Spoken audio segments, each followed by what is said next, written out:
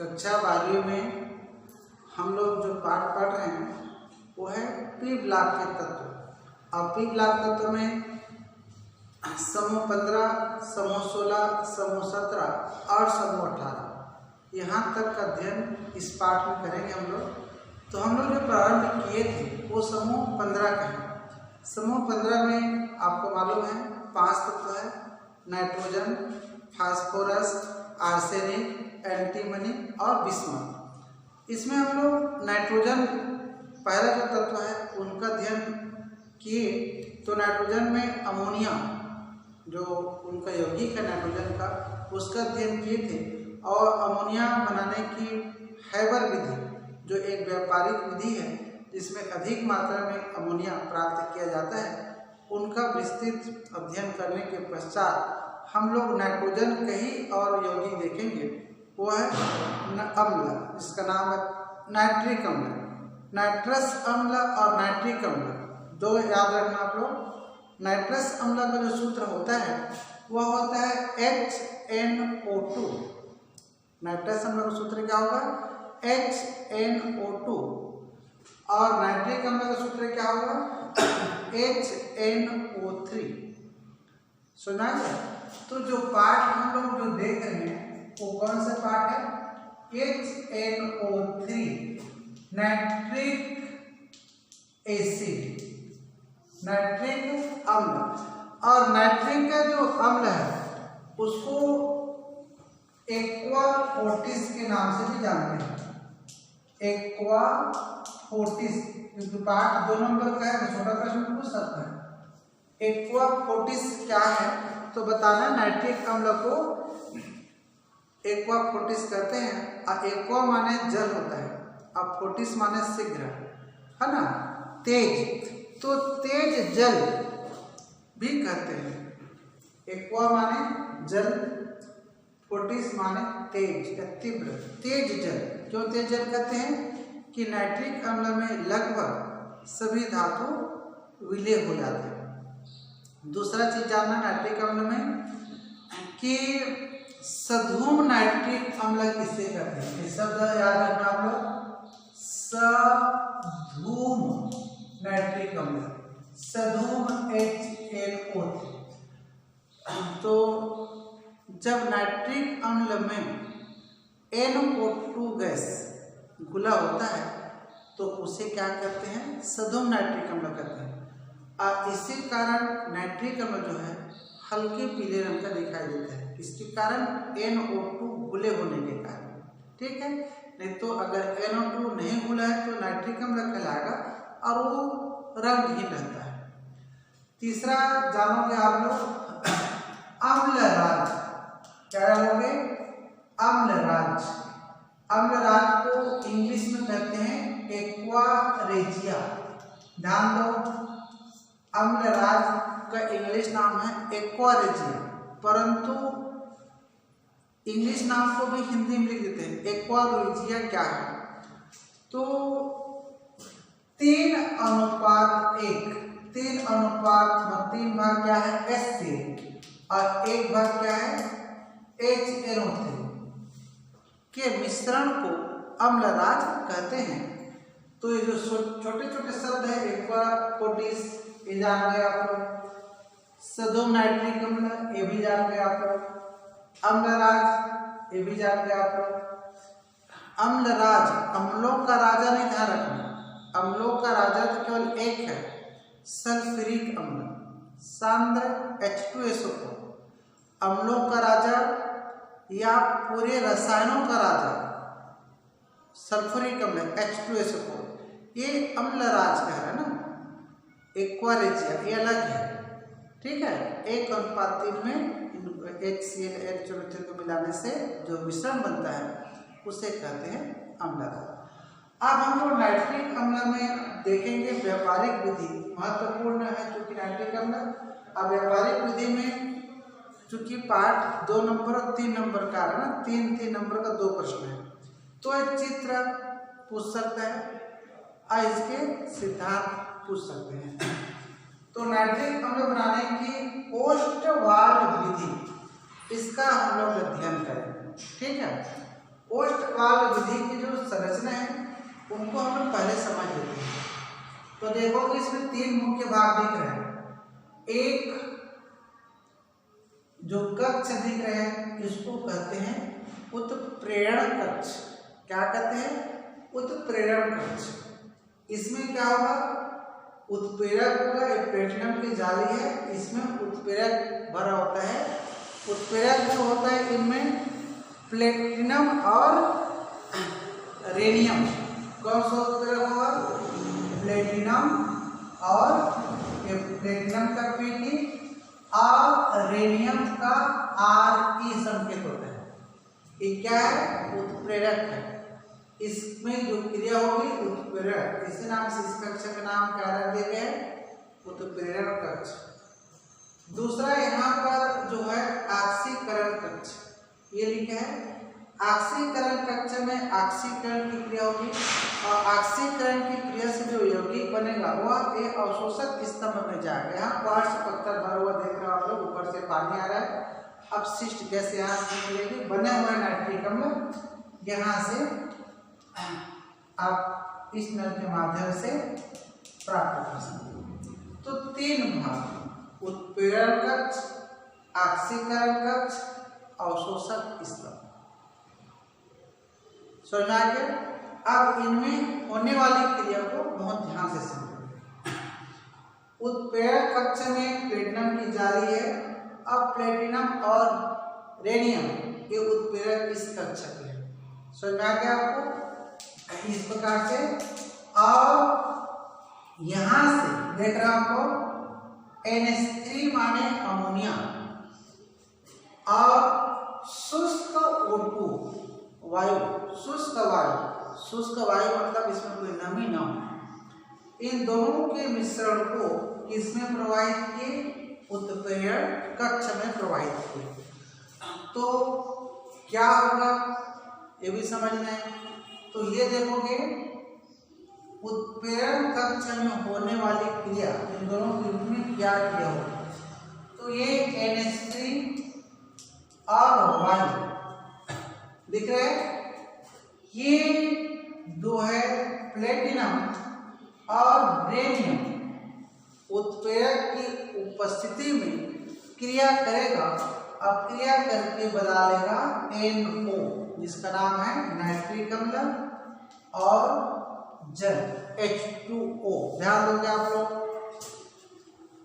उत्क्रमणीय भी क्रिया है। ताप 500 सेंटीग्रेड इसका रहता है और जो है इस ताप पर अमोनिया और ऑक्सीजन आपस में क्रिया करके क्या बनाया? इसका नाम जानते हो? Nitric oxide. नाइट्रोजन के कितना ऑक्साइड पढ़ो 11वीं में?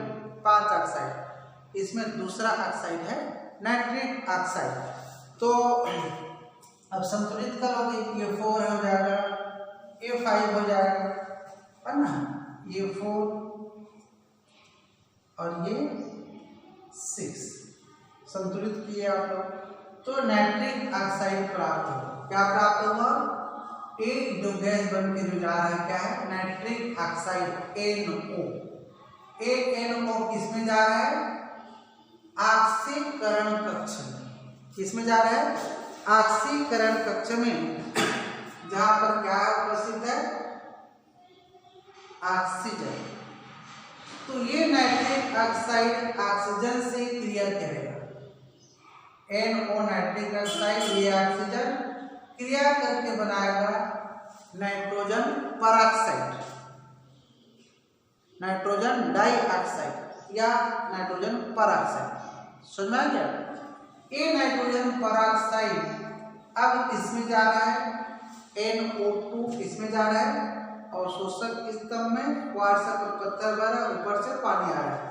तो दूसरी क्रिया हम लोग किसमें देखेंगे? ऑक्सीकरण कक्ष में। ये नाइट्रिक ऑक्साइड और ये ऑक्सीजन क्रिया करके क्या बनाया? NO2। संतुलित करोगे तो ये इस प्रकार से हो जाएगा NO2 नाइट्रोजन परऑक्साइड या नाइट्रोजन डाइऑक्साइड, दोनों इस्तेमाल। अब ये नाइट्रोजन डाइऑक्साइड किसमें गया? अवशोषक स्तंभ में, जिसमें क्या भरा है, पाचक पत्थर, ऊपर से क्या गिर रहा है, पानी। तो तीसरी जो अभिक्रिया है इसको देखोगे, NO2 यहां से जा रहा है, ऊपर से क्या आ रहा है, H2O जल।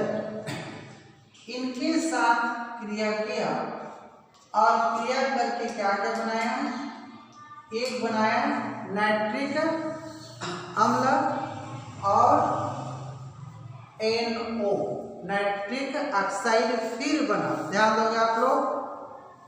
तो इस प्रकार से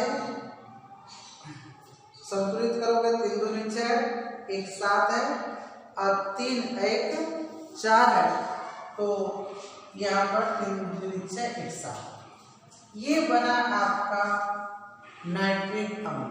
क्या प्राप्त हुआ, नाइट्रिक अम्ल। और ये जो NO है, नाइट्रिक ऑक्साइड है, उसको क्या कहते हैं, पुनः चक्रित करते हैं। कि किसको उपयोग यहाँ पर पुनः चक्रित करते हैं, और पुनः चक्रित करके आसवन द्वारा, है ना, हम नाइट्रिक अम्ल प्राप्त करेंगे। और फिर इस नाइट्रिक अम्ल का सांद्र H2SO4 द्वारा निर्जलीकरण करेंगे, और निर्जलीकरण के पश्चात कितना परसेंट, लगभग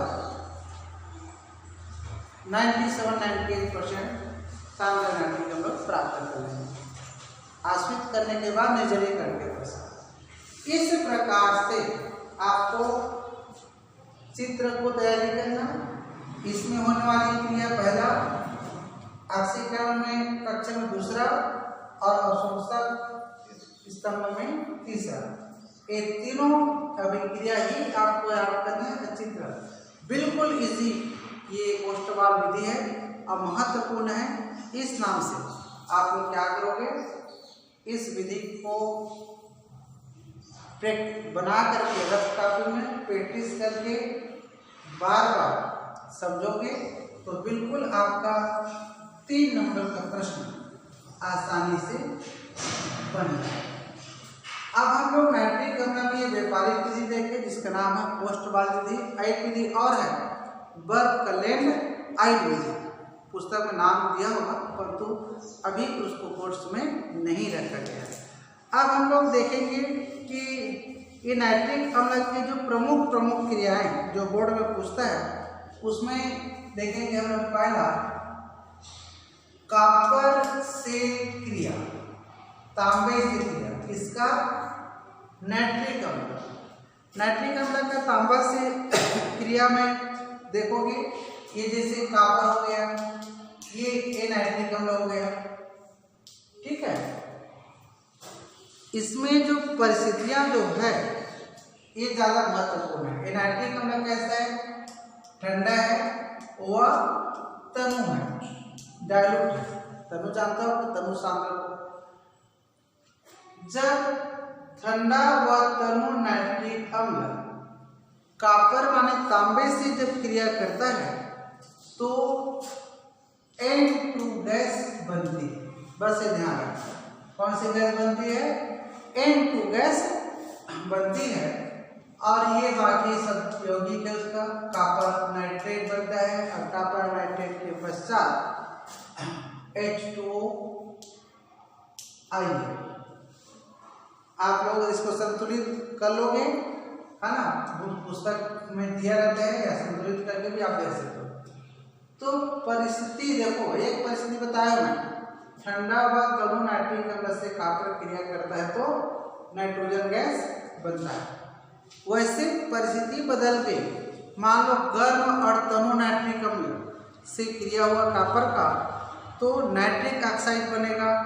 फिर सांद्र और गर्म और सांद्र अम्ल से क्रिया करेगा तो नाइट्रोजन डाइऑक्साइड बनेगा। तो परिस्थितियां बदलने से क्रियाफल बदल जाएगा। परिस्थितियां किसकी, नाइट्रिक अम्ल की, कॉपर की नहीं। इसी प्रकार से सिल्वर से क्रिया, मरकरी से क्रिया, जिंक से क्रिया। ध्यान दोगे, सिल्वर से क्रिया इसके साथ, मरकरी से क्रिया इसके साथ, जिंक से क्रिया। ये 3 क्रिया आपको होमवर्क के रूप में मिल रहा है, पुस्तक निकालोगे समूह 15 निकालोगे, नाइट्रिक अम्ल निकालोगे और कॉपर के जैसे एग्जाम्पल से बताया उसी प्रकार विभिन्न परिस्थितियों में आप लोग इसकी तैयारी करोगे और व्हाट्सएप के माध्यम से प्रश्न भेजा जाएगा और जिनको आप लोग तैयार कापी में तैयार करके रखोगे। इस प्रकार से समूह 15 में 2 यौगिक नाइट्रोजन के हैं। पहला देखे अमोनिया और दूसरा देखे नाइट्रिक अम्ल। इसमें 2 नंबर के प्रश्न में छोटा छोटा प्रश्न बताने सदुप नाइट्रिक अम्ल किसे कहते हैं, अम्लराज क्या है, ऐसे और छोटे छोटे सामान्य क्वेश्चन हैं।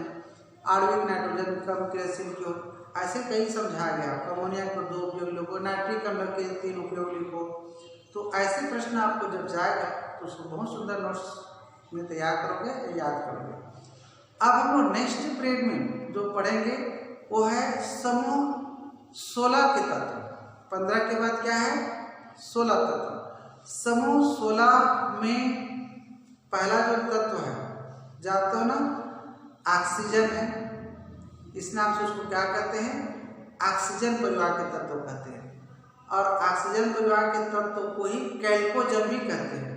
कैल्कोजन माने और फार्मिंग एलिमेंट्स, और माने अयस्क, फार्मिंग मतलब निर्मित करने वाले तत्व, अयस्क निर्मित करने वाले तत्व माने कैल्कोजन। किस परिवार के तत्व को, ऑक्सीजन परिवार को, अर्थात वर्ग या समूह 16 के तत्व। इसका अध्ययन हम 2 पीरियड में करेंगे नेक्स्ट वीडियो में। उसके बाद भी समूह 17 जाएंगे, उसके बाद समूह 18 जाएंगे। तो 2, 2, 4, 2, 6 कम से कम 6 पीरियड और होगा, तब जाकर के आपका पी ब्लॉक तत्व जो पाठ है वो समाप्त होगा। समूह 15 का प्रश्न मैं आपको भेज दूंगा, साथ साथ आप लोग इसका उत्तर तैयार करोगे। ठीक है, धन्यवाद।